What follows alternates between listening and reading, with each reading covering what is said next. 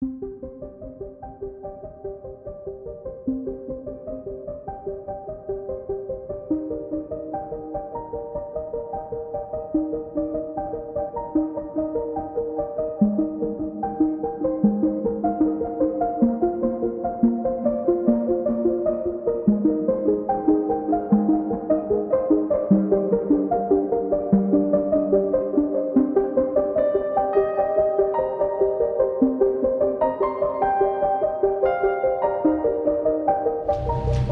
้นี่คือมาแบบ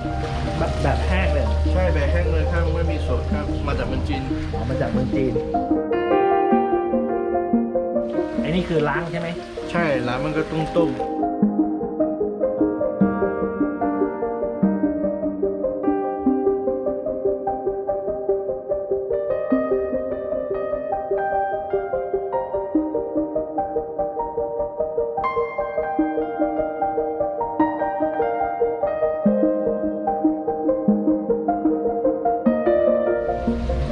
ไอ้นี่คือ ต้ม ต้ม6 ชั่วโมง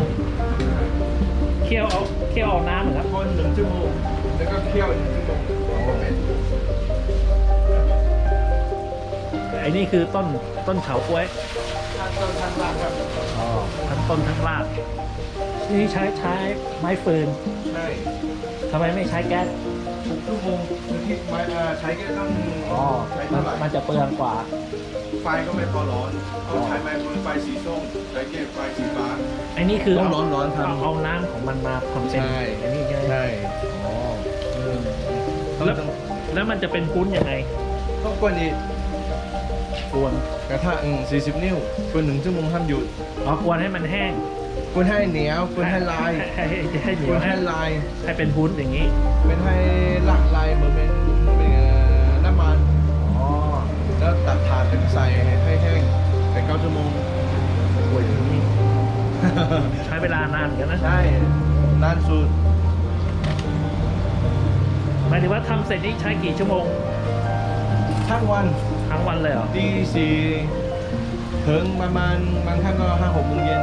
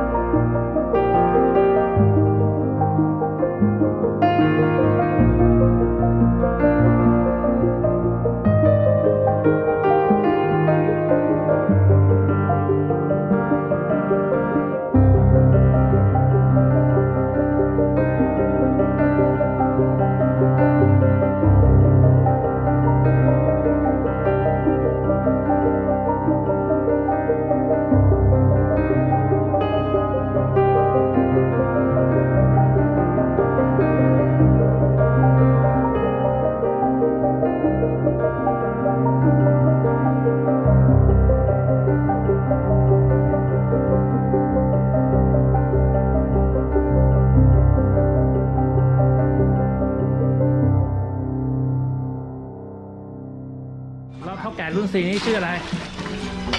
ฮะ ก็คือเวย ชื่อเวย รุ่น 4 ชื่อเวยครับ เรื่อง3แซ่ริ้ว รุ่น 3 แซ่ริ้ว เออ ไอ้นี่คือ รุ่น2ชื่อแซ่ลู่ รุ่น 2 แซ่ลู่ รุ่นแรกก็แซ่ลู่ รุ่นแรกก็แซ่ลู่ ก็ประมาณกี่ปีละ ร รุ่นสี่ทั้งหมดนี้ ทั้งหมดเนี่ย100 ปีอ่ะ 100 ปี 100 ปี 100 ปีก็คือรุ่นที่ 4 แล้ว